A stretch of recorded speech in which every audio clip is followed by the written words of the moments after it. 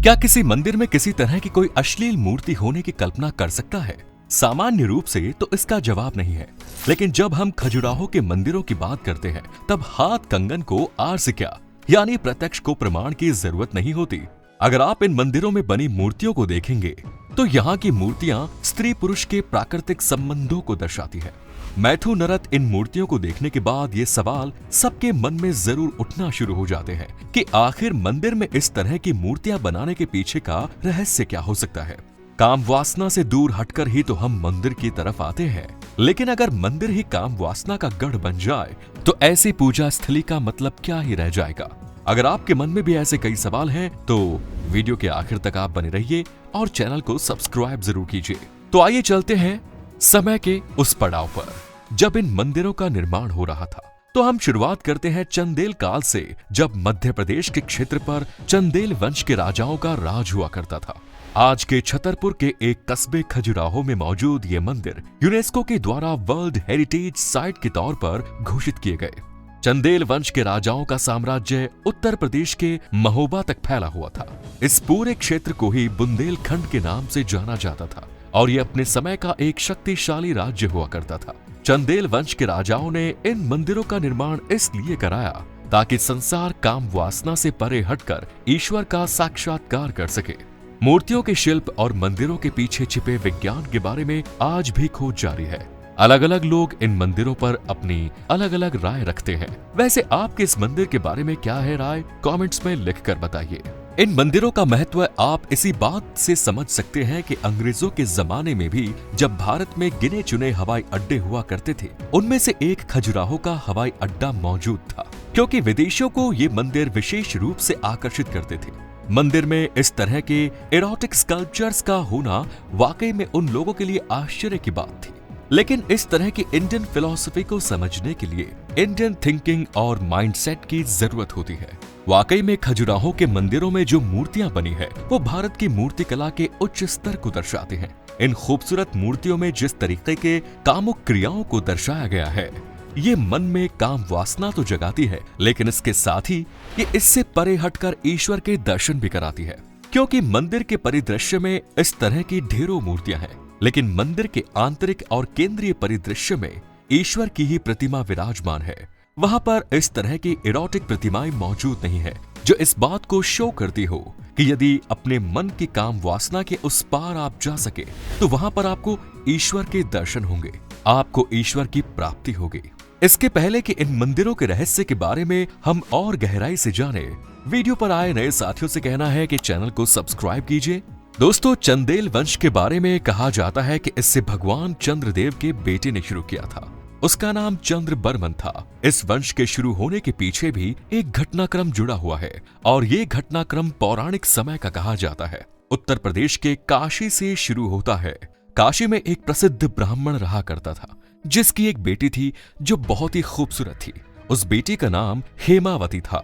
कहते हैं कि एक बार हेमावती नदी में स्नान कर रही थी और उसे स्नान करते हुए चंद्रदेव ने देख लिया और चंद्रदेव उसके रूप पर मोहित हो गए। इसके बाद चंद्रदेव अपना भेष बदलकर हेमवती के पास गए। इसके बाद चंद्रदेव ने हेमावती का अपहरण करके विवाह कर लिया। इसके बाद वो दोनों इस क्षेत्र में आकर रहने लगे। चंद्रदेव और हेमावती को एक बालक होता है। उसका नाम चंद्र बर्मन रखा गया। कहते हैं कि चंदेल वंश की नींव भी उसी में रखी। हेमावती ने अपने बेटे का पालन पोषण जंगल में किया। कहते हैं कि उसने अपने बेटे को बहुत ही बहादुर बनाया। वो चाहती थी कि उसका बेटा एक शक्तिशाली साम्राज्य की स्थापना करे और हुआ भी ऐसा ही। इसके बाद हेमावती ने अपने बेटे के राजा चंद्र बर्मन को इस बात के लिए प्रेरित किया कि वो खजुराहो में मंदिरों का निर्माण कराए। वो चाहती थी कि मूर्तियों के जरिए काम क्रीड़ा के हर एक पोस्चर को अच्छी तरह से प्रस्तुत किया जाए। इस तरह के मंदिरों का निर्माण कराने के पीछे उसका उद्देश्य था कि संसार में कुछ ऐसा दिया जाए जो हमेशा के लिए उनके काम को अमर कर दे और संसार को अध्यात्म का रास्ता भी दिखाए। आज के समय में जानकारी के अनुसार 9वीं सदी में चंदेल वंश के राजाओं ने इन मंदिरों का निर्माण कराया। 10 मंदिरों के निर्माण के बारे में अब रेहान अली बरूनी और इब्न बतूता ने अपनी किताब के जरिए किया। जिस समय इन मंदिरों को बनवाया गया उस समय 20 किलोमीटर के एरिया में कुल 84 मंदिर बनवाए गए। जब इन मंदिरों को बनवाया गया होगा उस समय इनकी भव्यता देखते ही बनती होगी। एक शक्तिशाली बुंदेलखंड राज्य की स्थापना हुई और समय बीतता चला गया। जब मुगलों ने इस देश पर आक्रमण किया और उन्होंने चंदेल वंश के राजाओं को हरा दिया, तब इस क्षेत्र पर उनका कब्जा हो गया और उन्होंने इन मंदिरों की तरफ जब अपनी नजर डाली तो मंदिरों और मूर्तियों को तोड़ने और उन्हें लूटने के अपने स्वभाव के चलते उन्होंने एक एक करके इन मंदिरों को नष्ट करना शुरू कर दिया।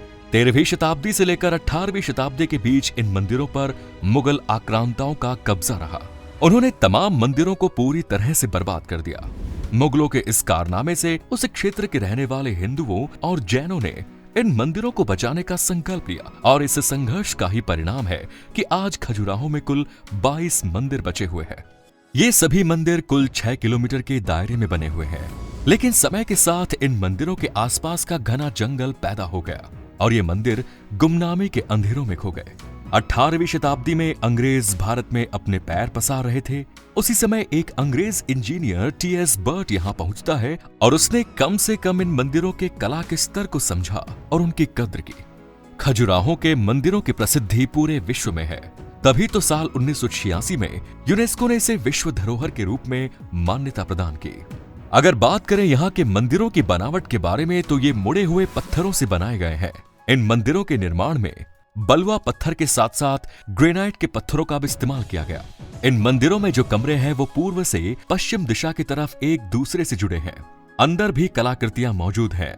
इन कलाकृतियों की चमक हमेशा बनी रहती है और इसकी वजह है इन पर पड़ने वाली सूर्य की रोशनी। दरअसल इन मंदिरों में खिड़कियों को कुछ इस तरीके से बनाया गया है कि सूर्य की रोशनी इन कलाकृतियों पर जरूर पड़ती है।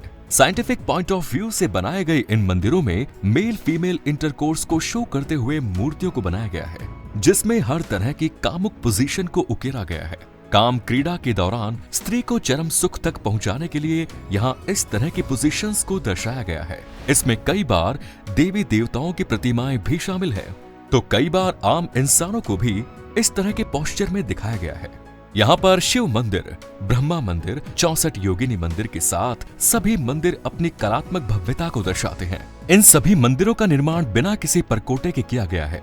ऊंचे चबूतरे पर बने ये मंदिर भारत की प्राचीन शिल्प कला, मूर्ति और वास्तुकला की समृद्धि और कुशलता को दर्शाते हैं।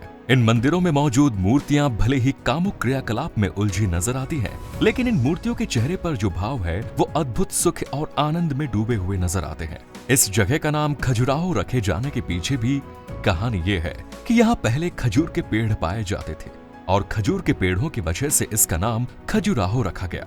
यहाँ पर अक्सर लोग अक्टूबर से फरवरी माह के बीच में घूमने के लिए आते हैं। यहाँ पर मौजूद मंदिरों की भव्यता और कलात्मकता देखते ही बनती है। इसके बावजूद कुछ लोग ऐसे भी हैं जिनकी सोच ये है कि ये मंदिर अश्लीलता फैलाता है और इन मंदिरों को तोड़ देना चाहिए। बीते समय में इन मंदिरों पर हमले भी हुए, लेकिन सच्चाई ये है कि ये मंदिर काम, कला और विज्ञान का अद्भुत संयोग है। उम्मीद करते हैं वीडियो पसंद आया होगा, तो इसे लाइक कीजिए और अपने दोस्तों के साथ शेयर कीजिए। धन्यवाद।